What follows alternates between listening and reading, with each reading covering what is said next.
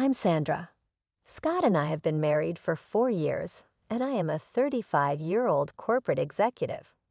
2 years older than me, Scott works for a firm that is connected to mine. We have lived in a dual-family house with his parents from the beginning of our marriage.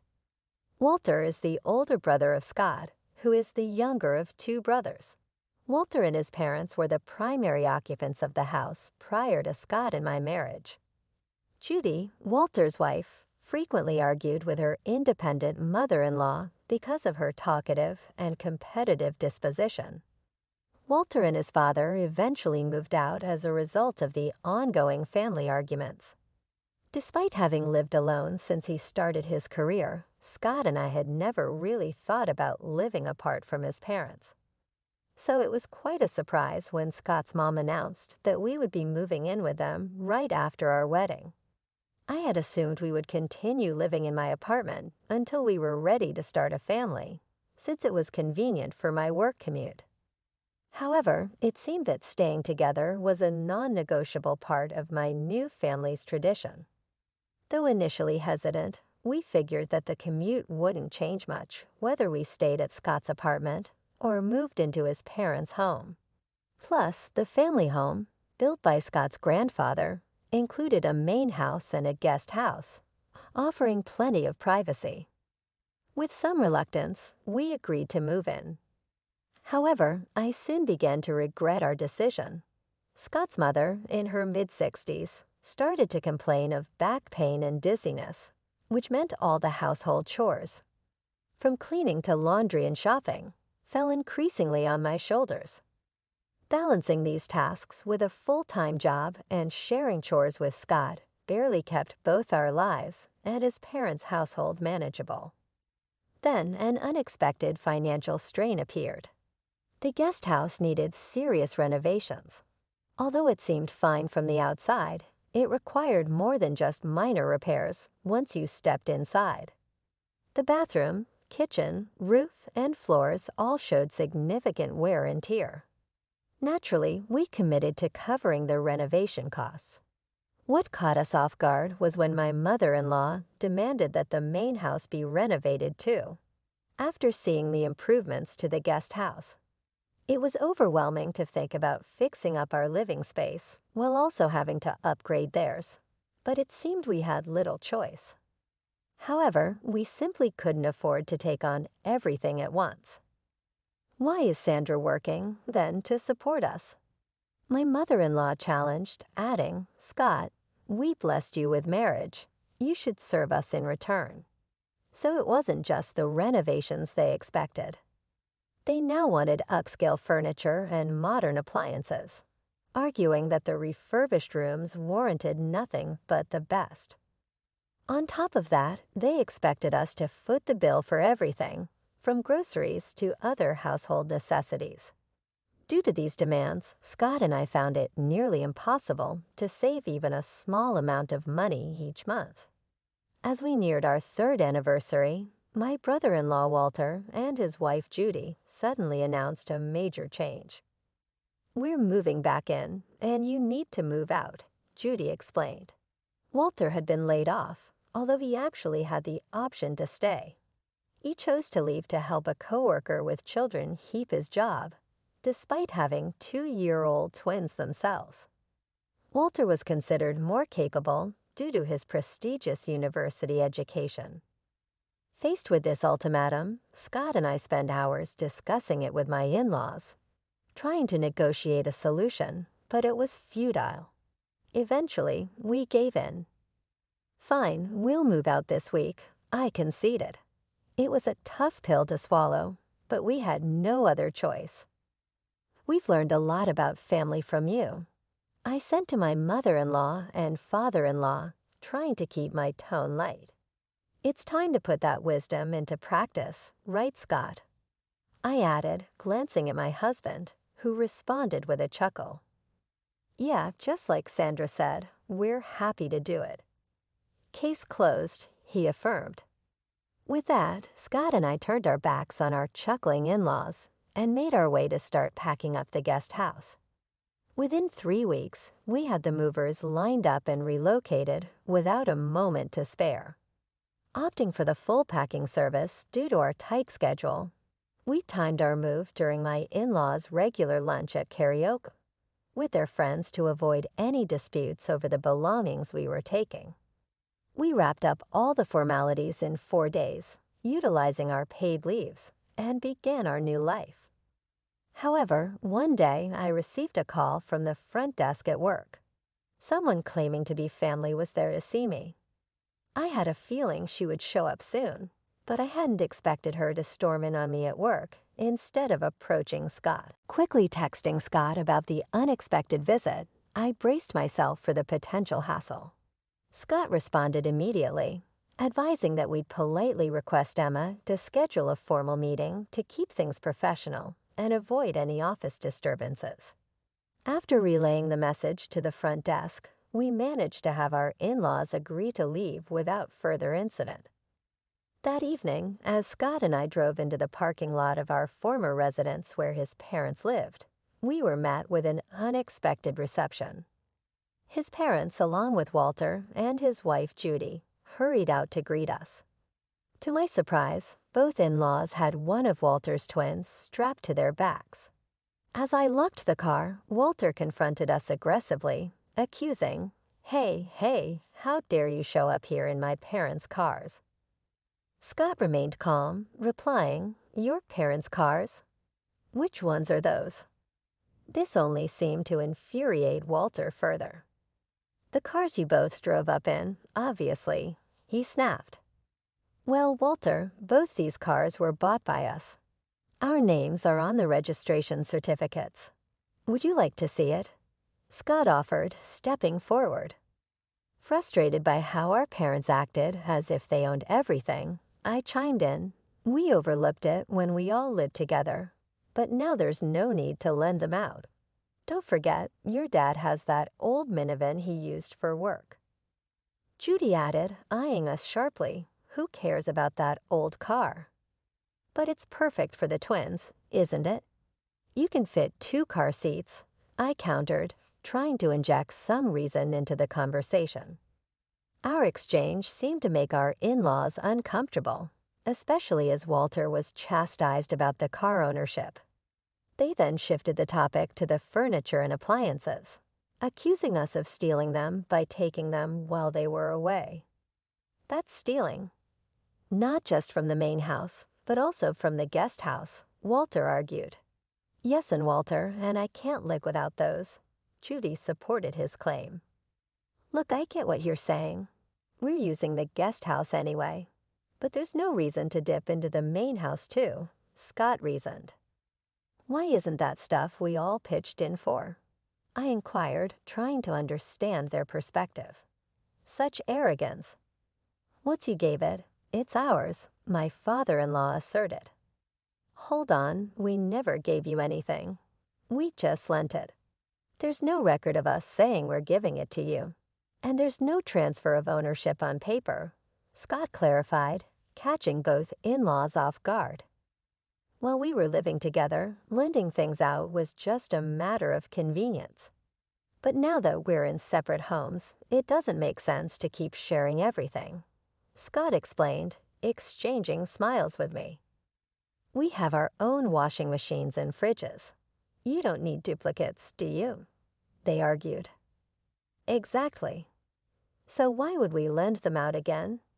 Besides, stuffing everything into our new, smaller place would just make it more cramped," Scott concluded.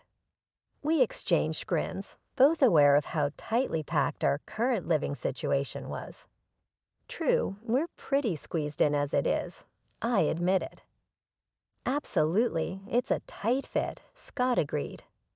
Judy started to say something in response, but we interjected, "Remember, it's a storage room, so it's supposed to be cramped." I chuckled. "Exactly, until the official lease is signed. This is how it has to be," Scott added, leaving Walter and our in-laws looking utterly confused. Then Scott revealed some unexpected news.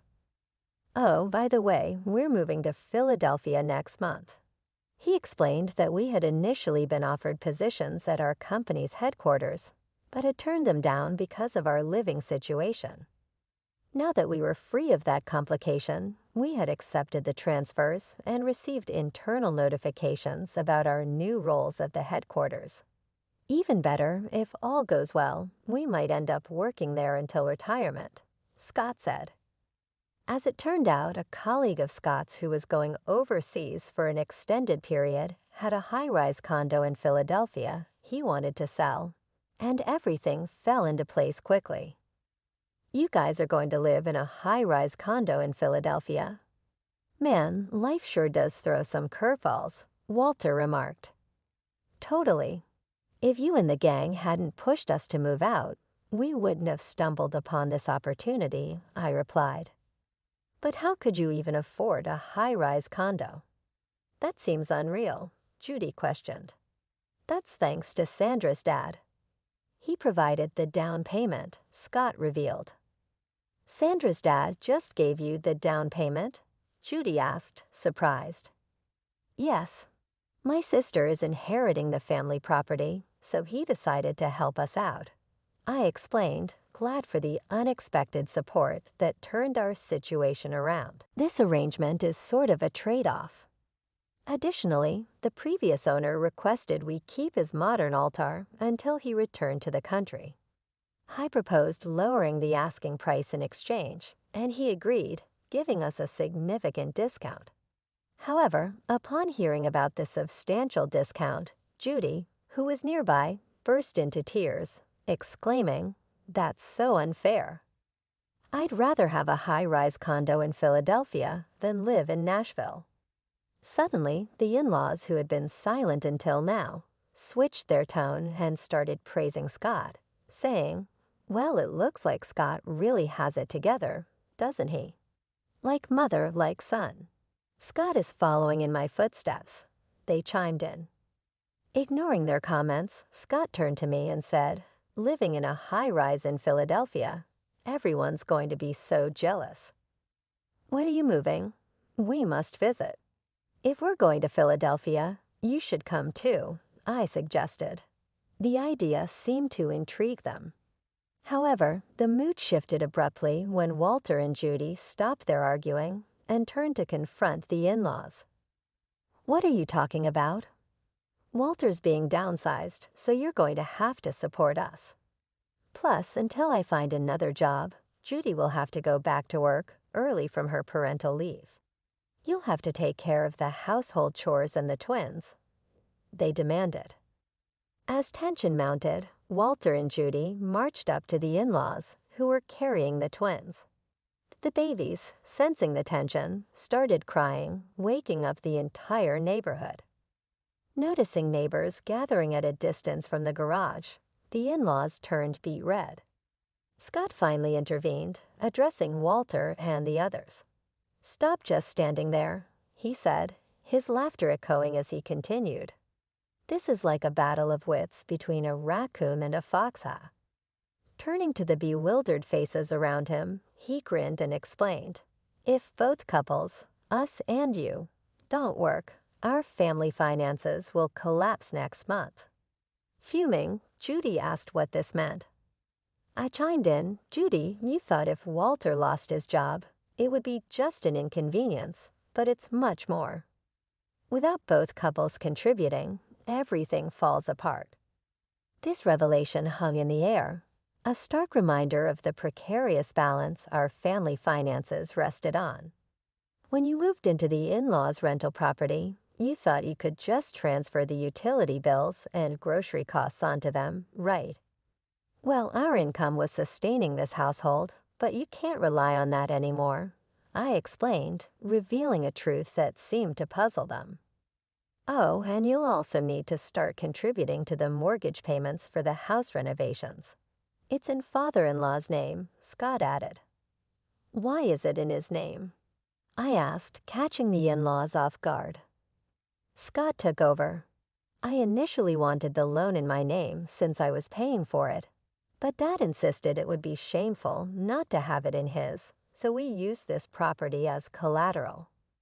Up until now, we've been transferring money into Dad's account to cover the loan. Walter, you'll need to chip in starting next month." Of course, the in-laws and Walter were against this idea, but Scott firmly declined to continue making the payments. "We're going to relinquish our claim on the inheritance, so Walter, as the one who will inherit, you'd better take good care of your parents and the family home," I told him firmly. "But children are still obligated to take care of their parents, right?" my mother-in-law insisted.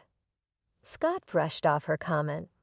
"Well, considering we've been covering your living expenses and loan payments for the past 4 years, I'd say that pretty much balances out any future caregiving costs I'd have as a son, don't you think?" "Let's go home, love," Scott said, looking at me. "Goodbye, everyone." With that, we turned to leave, ready to start anew, free from the financial burdens and expectations that had weighed us down. "I doubt we'll meet again." "Take care," I said, bidding farewell. The next day, Scott and I sold off the furniture and appliances we had taken from the main house, as well as 2 cars we wouldn't need anymore. When Judy texted asking for these items, I simply replied, "Why?" and then blocked her number.